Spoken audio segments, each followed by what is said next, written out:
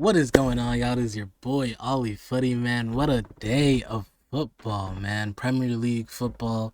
There's also a few cup ties I'm gonna cover later in the video. My goodness, where do we start? Where do we start, man? I think we gotta start with Arsenal. And it's not really because Arsenal performed well. I mean, I'm gonna show you guys something as I pull this up right now. This is some crazy, just uninspiring performance from Arsenal. The most uninspiring 1-0 win you'll ever see. I mean, look at the XG here. It is ugly, disgusting. But if you look at the first half, Arsenal had 0.01 XG in one shot the entire first half, which is not title winning material, if you know what I mean. Like, that's very pedestrian. I didn't want to start off on a negative note, but I just really wanted you guys to get how just unterrifying, how non-scary this Arsenal offense is, genuinely. I look at this team, and when they have the ball in the final third, I have absolutely no clue what they're about to do up there, because, and not in a good way, because it just seems like to get this little XG, it's like you have to be trying not to score. Like, you know what I mean? Like, it's almost as if the directive was, yeah, just knock the ball around a little bit, and then we'll try to score in the second half or something. But, they got that lucky Saka goal. That was really a keeper mistake more than anything. But, you take those in a title race. You take those even when you're not in a title race, right? So, yeah, I mean, you can't blame him. Brighton just didn't do enough to win at the end of the day. Arsenal defended well, as they always do. And yeah, I think, 3 points is 3 points. And this is a huge result because if we look at what happened with City and Forest, oh my gosh, man. I mean, City should have had this game in the bag, right? Gibbs White scores and then Rodri comes back to put City on top. But this goal by Elliot Anderson, oh my gosh. That was a pretty goal, man. That was a pretty goal. I mean, look, Foden's not a defender, but the way they just played around Phil Foden for that goal was incredible. And he curls it into the bottom right corner. It's unfortunate for City because really, I feel like they did enough to win, but, just stupid mistakes here and there cost you goals, and unfortunately, you couldn't get the job done. Forrest defended well for the rest of the game, and, saw out that draw. But man, now you're looking at this table. 7 point gap. And yeah, City have a game in hand. You'd say they should beat West Ham, but West Ham, another team fighting relegation just like Forest. And if you can, if Forest can draw against City, surely West Ham's got a chance, right? So that's going to be interesting. And obviously, that'll be in between the round of 16 games with Real Madrid. So we'll see how that affects City, because they'll probably rotate for that game, you'd imagine, right? But yeah, the City really needed this win. City needs every win, right? But man, this is a tough break for City. On the other side, Nottingham Forest. Look at that. And really, Tottenham Hotspur. Count your days. Oh my. You gotta beat Crystal Palace. You gotta beat them. Tomorrow, 3 p.m. Eastern. What is that? 9 p.m. In the UK? Thursday night. Yeah, man. You gotta get a win versus Palace, because otherwise, I think you're going down for real. For real. Oh my days. This is hilarious. This is hilarious for Spurs. But let's get back to the main actors at hand. Manchester City and Arsenal. 7 point gap. Now you're trying to think, like, if City win, right? You'd expect City to win. And this is purely hypothetical now. You're talking about a 3 point gap, right? And with the goal difference Arsenal has above City, when you get to that Arsenal City game, and if City could come out on top, it might not be enough in terms of goal difference, right? So this is going to be something really, really interesting to look at, especially when you get to the end of the season. And if City don't win the Premier League, you could point to this game as, the beginning of the end. But truthfully, as I actually get back to this Arsenal Brighton game, I think as ugly and as clunky and awful this game was, if you like offensive football and a good entertaining game, as hard as it was to watch this Arsenal game, one big takeaway you can take from this is the fact that Arsenal saw this out, and that's what champions do, right? Champions draw out good results. Even when it's ugly, even when things aren't going right and you're not creating and it's, everything's just meh, Arsenal still got the job done. And that's what you need to win the Prem. And I think it's their time. I really do. I think the things are setting up well for them to have a historic season. This is the business end of the season now. Once you get into March, it's the point of no return, right? This is it. You got to show up or go home. And Arsenal, as ugly as it looks, showed up. They got the 3, and you feel me, now 7 points ahead. I think that's enough for them to win the Prem. I really do. I really, really do, man. They could win the Prem. Obviously, that Carabao Cup final's coming up. We'll see how that goes, and I think that'll be also a bigger indicator. But I think this game gives me belief. Like, when you can win ugly and win in any situation, you're made. You're made for success. I'd have a lot of hope if I was Arsenal fans. And yeah, City can always come back. And I think the one thing with City is the fact that because of what they've won in the past and who's behind them, we kind of just expect them to be this juggernaut all the time. And that's not to say they've not been good this year. But I think in watching that Forest game, their on-pitch product, in terms of all phases of the game, like, it doesn't necessarily reflect the whole, season of City. And what I'm trying to say is, like, City's great. We know they're great. But we also know this is the worst city, or one of the worst cities, right, in the last few years. So, as good as they are, they're beatable. And Arsenal have the talent, have the know-how, have the structure, whatever you want to call it, to beat this City team. Simple as that. All right. Is there other Prem results? Oh, of course. All right. I had to close my window real quick, but let's get back to Chelsea. My God, what a result. If I'm being honest, I'm not going to lie. I'm a little scared, man. You guys see the PSG jersey in the back this way.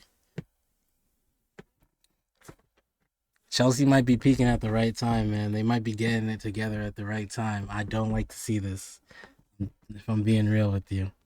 But this is great for Chelsea, man. Villa scored early with Luis. He had a little bit of a back heel through Reece James' legs. It was really nice, actually. But then Chelsea, I don't know, man. And not only did Chelsea play well, but Villa played into their hand, I think. I know Villa were trying to press high and really bring it to Chelsea. But nah, man, it just looked naive. It just started to look naive once you got to 3-1. And it's tough, It's like, well, now that you're down, you have to keep pressing and pressing. But, I don't know, the press was disjointed. Guys had time to find passes. And that's how you get a result like this. My goodness. João Pedro, congrats. I think I have him in fantasy. I'm not sure. I think I do. So this is actually great. Yeah, I have João Pedro in fantasy. So this is good for me. But, man, if you're a PSG fan, watch out. Because really, I watch this game almost like a hate watch, but also a scouting mission kind of thing, right? It's like, let's see how they're looking like right now, because this game will tell you more than their game against Wrexham, I think. And Chelsea's a good team. Watch out for Chelsea. If they get it together, they can beat anyone. I really think that. But they didn't have it together until now, and now you're looking at them in the top 5. Liverpool, obviously, with that bad loss to Wolves yesterday. This is going to be a tough top 5 race, man. Obviously, Villa was in the top 5 as well, and now Chelsea are within 3 points and have major goal difference advantage over them. Oh my, man, this is going to be tough. I honestly think for Villa, this is a tough loss, right? Because you're at home, you're building up this big clash, Can you stay in the top 5, stay and qualify for UCL this season? And you fail massively, right? And now, Villa's kind of trending downward, right? Only one win in their last 5 games. You have United up next, who also lost today, but I think if you were going to bet on a team tomorrow to win a game, it'd be Manchester United over Villa, right? And now the way I'm thinking about Villa this season, as bad as that loss to Wolves was for Liverpool, you'd argue Liverpool's a better team than Villa, right? I think Villa can find themselves outside of the top 5 pretty easily, pretty quickly, and maybe even further down if they don't, stop this. But I don't know if there's enough games to where, they're going to drop that many points. But yeah, Villa got to be careful, man. And I think really they could be in 6th place here. Now, obviously, they're still in the Europa League and they could qualify through that for the Champions League, but they got to watch out. They got to watch out, man. And like, even just looking at the table, I'm not even talking about the performances, right? The table. I mean, just look, they're not scoring that many goals, and they're defending well enough, I guess, but yeah, it's not enough, I don't think, to stay in the top 5. Really, I don't. We'll see what happens with them. I gotta clear my throat, but we'll see what happens with them. And yeah, for Chelsea, this is a big win. They got a tough run of games, right? We talked about it.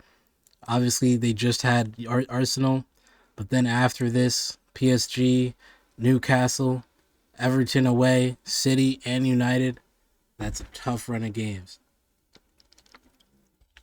You got to be careful, man. You got to be careful. But at the same time, they're going into it well, right? You lost versus Arsenal. Okay.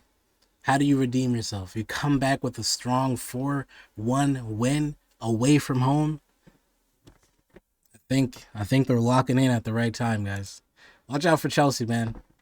They can get it together. Watch out. Oh my gosh, man. I'm so mad. Why couldn't this happen after the PSG tie? That'll also be a big indicator for where Chelsea's at, I think. That PSG tie is going to be tough, but we'll talk more about that in my round of 16 predictions video. Make sure you guys subscribe. You don't want to miss that. But yeah, big win for Chelsea. They far and away the better team, they look like. And what's interesting about Chelsea is, we always think Cole Palmer is the best on the team, and rightfully so. But it's nice to see other guys contribute heavily, right? Garnacho looked really good today. Matty Cash could not handle him.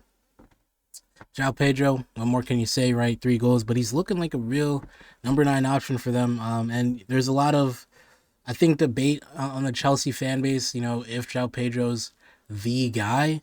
But I think, yeah, you give him enough time. These guys are still so young, and the way Chelsea and Blueco have built this, not Chelsea, Clear Lake, is it, right? The way they've built this team with a bunch of young players, right? They're still young players, right? They're not gonna be as consistent as you think, even though they're so talented. They're still young, right? And you give them time to grow into that. And you stick with it, and if they reach the potential, you develop them right, and all of these things, nurture them, etc. You're gonna get good results. You really are. So I think you just got to stick with it. I think João Pedro, this is just this might just be a flash of his potential, right, or of his ability, but you stick with it, and I think you're gonna get good results. I think he's their guy for real. I really do. Man, I'm so upset though that Chelsea's good right now. I really am. Okay, yeah, we'll do Newcastle United. I want to say, did I miss anything else that's big? West Ham getting some good points. Yeah, okay, yeah. Finally, let's get to Newcastle United, because this game, atmosphere was rocking, man. Obviously, St. James Park, the ambiance is incredible. My goodness. But they go down to a red card off of, or it was really a second yellow off of Ramsey. They call it simulation, and I understand why it's simulation, but it felt kind of harsh to me. I don't know about you guys. I get it, but that felt really harsh. I think there was maybe slight contact there, and it's like, it's reasonable enough for you to go down, I think. Even if it's not, necessarily worth a penalty. I think there's got to be a balance between diving and whatnot, but I also like the fact that, you know, we're being strict with diving, right? I don't want to see it in the game. It's just, it's bad for the reputation. It's mainly bad for the integrity, right? That's what we hate to see, and it's tough. But it didn't matter because Newcastle still got the result, right? Anthony Gordon gets a pen, converts the pen, and then in the same half, it was crazy. I didn't know why they added that much time. I think I don't remember what the incident was, why they needed to add that much time. But yeah, on a set piece, Casemiro heads it in. You know, Ramsdale didn't know what to do, what to do with that, and you go into the half 1-1. But obviously Newcastle are down to 10 men. Even though you're at home, you're thinking United have enough quality. The way they've been playing recently, they can pull this out. But it was a tough game. It was a tug of war through that second half. And then somehow on the break, I think it was a misplaced pass by, maybe it was Dallo or Cunha or someone, right? But they tried to pass it to Bruno. I want to say Joe Linton gets it, or one of the Newcastle midfielders gets it, passes it all the way down to Osla. Osla keeps it in. He's running with it, doing step over, step over, steps over across his right, then steps over across his left, across his right again, shifts it to the left, and then curls it with his left around Harry Maguire, around Sonny Laumans. Oh my goodness, what a beautiful goal, man. What a beautiful goal. And yeah, fully deserved by Newcastle. As you can see, this goal was against the run of play, man. United should have probably left this game with the win, you'd think, just with the amount of momentum they have. But man, Newcastle just don't give up. They don't die, and it's tough to play in St. James Park.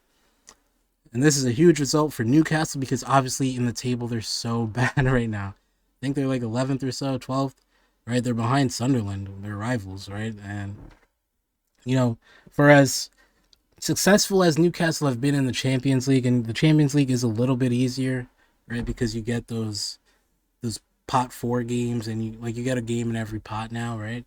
So it is a little bit easier. But you'd imagine with the amount of investment they have, they should be doing better than all of these teams, really, right? Like you'd imagine they should be more towards 6th, 7th, 8th place rather than toiling in 12th place. And you know, there's still a chance to especially get European football because of how close Brentford are. But on top of that, there's a chance to probably. It's tough. I actually don't know. I think you can definitely get Europa League. Champions League seems a little too far out of reach, but we'll see what happens. But there's a chance, right? And you'd have to do something incredible, superhuman almost, right? It's almost impossible, but it's possible. It's possible, and I think for Newcastle especially, you know, they have a tough run of games coming up too, right? They obviously have to go against Chelsea, City on the weekend, yeah, right, and then the Barcelona tie. That's a tough game, and then you got a derby right after that. But like these Premier League games are kind of winnable, and that Chelsea game is going to be tough. You know, Barcelona is also going to be tough, but you're going to be at home, and I think we can get a result at home. You might be able to stick around, make it tough over in Barcelona. It'll be fun to watch for sure. I don't know. I don't know, man. But this is a very encouraging result for Newcastle simply because they needed it so bad, and obviously they had a bad loss to Everton last week, or on the weekend actually, just a few days ago, really. And it's like that's a game you should be winning at home, right? And so to respond well versus United, who've been on a hot streak, that's great for them. It really is, and I think this Newcastle side has potential. I don't know if they'll get to the heights that they could reach, you know, but it's promising. I think it's promising. On the other hand, for United, this is a tough loss to swallow. It's not the end of the world. You're still third, right? And you got Villa next, and Villa obviously struggling right now. So you would take Villa, you feel me? But yeah, you would have loved to get at least a point here at St. James, one of the toughest places to play. And it's a little bit unfortunate, but like I said, it's not the end of the world. I think United are still playing well. I didn't think they had a bad performance today. You know, I thought today Newcastle would just were just better, but like not because United were bad. You know what I mean? I think Newcastle game planned well, and I think the atmosphere really helped. Right, I think Newcastle won the midfield battle, which was especially important, especially for a team like United, where they play so centrally and they combine like that often. So just a bad matchup for them, and I don't think you go back to the drawing board and change and blow everything up, but I think you can win. You just keep playing your game. You feel me? And you should really comfortably qualify for the top five. I really do believe United have the quality for it. So I have no worries for United. It is a tough loss to take, but at the end of the day, it is what it is. You just keep moving, right? And you got Villa. You got a whole 11 days to prepare for Villa at Old Trafford. And then, you got your Bournemouths and your Leeds and your Brentfords. And, you got some big games in between, right? Chelsea and Liverpool. That's away at Sunderland's not going to be easy either. But I think United are in a good position, especially playing one game a week. You can rest. You're going to be fresher than your opponents for the most part anyway. And yeah, good win for Newcastle. Tough loss for United, but you move. You move. All right. I believe that covers all the Premier League stuff. I just wanted to quickly go over some other results in the Cups. Lazio, Atalanta. This game was funny because the Lazio supporters actually boycotted the game and they were protesting outside their stadium because of some ownership stuff. This game was funny because Lazio had the lead in the 87th minute, and then Yunus Musa, shout out USMNT, you feel me? Brings it back, last minute equalizer. Well, they got a second leg away in Bergamo. We'll see how that goes. Atalanta also in the UCL round of 16. They go up against Bayern, right? But they still got a chance at a trophy. If not the UCL, not that anyone thought about it. And definitely they're way too far behind in Serie A. So there's a chance they could win. And we'll see, Inter and Como are also on the other side. So we'll see who wins between those. But yeah, fun game. And this game right here, man, Marseille-Toulouse. This is an incredible game. I really just check out the highlights, man. This Paixão goal was incredible. And you know me, man, PSG fan. I love to see Omerid lose. That's our nickname for Marseille. And yeah, Toulouse also got really nice kits. I just felt like I had to mention that. But Toulouse to win here, and it was a crazy penalty shootout, man. Well, really, it was a crazy 90 minutes first. Marseille had a few chances, but they couldn't convert at the end. And so did Toulouse. But at the end of the day, we get to the penalty shootout. And what I really love is that there's no extra time in the Coupe de France, I think, outside of the final now. I think it's all 90 minutes, and if you don't get it, straight to pens, which I really love because it forces, more goals out of the game. But yeah, let's get to the penalty shootout. Balerdi misses his first one, and that was hilarious because Balerdi's just he's like the Harry Maguire of Marseille. That's how I feel, right? And not like Harry Maguire today, but Harry Maguire 2022, peak Maguire, right? Upa Maguire. Even though I feel like Maguire Maguire was more mistake prone than Upamecano. I don't know how that became a thing, but yeah, that was prime Maguire, and that's how I feel about Balerdi, man. This guy took the worst penalty, man. And then Cáceres Jr. misses his penalty, but it was a great save by Geronimo Rulli, Marseille goalkeeper. And then Naya Fagward takes an awful penalty, but the Toulouse keeper steps up too early, and Agward gets to retake it, takes it to the other side, and eventually converts it. Diop converts his penalty, and he does a little, let me hear it, to the Velodrome. It was incredible. And then what I don't understand from Marseille is this is now 4-3, right? But it's the last kick, right? Because they both missed one. So this is the last kick of the penalty, right? The last kick of the penalty shootout, you need to score to go to sudden death. Why would you decide to take in a lone player who's 18, 19? Nwaneri is a teenager, right? You're telling him to go take the penalty to not only keep you in the shootout, but keep you in your only chance for a trophy this season, in a club that hasn't won a trophy in over a decade, who is supposed to be the second biggest club in the country, and just continues to, you know, rest your laurels on trophies won in the 2000s and in the early 90s, right? You have a chance at your first trophy in however long, right? And you're like, yeah, no, let's bring the Arsenal loanee, who's 19 years old, to come and take this penalty that's so important. Meanwhile, there's all these other guys you could have took. I mean, we could look at the lineup, bro. Are you serious? Way is on the field. Kang Dogby has been in big games before. Why? Why would you? Why would you? I don't know, man. Traore's out there too, man. What are we doing? What are we doing? Why would you have Nwaneri in that position? And the funniest part is that Nwaneri knocked you out of the competition, and he gets to go back to Arsenal, where they're going to have a Premier League in their lap. Hey, man, that's Marseille for you, bro. I don't get the club. You don't get it either, right? It's as simple as that, man. Anywho, thank you guys so much for watching. Also, Sociedad going to the Copa del Rey final against Atletico Madrid. That'll be cool to watch. We'll see if Atletico can get the job done, or if Sociedad can bring home a trophy. That'll be interesting too. But yeah, thank you guys so much for watching, man.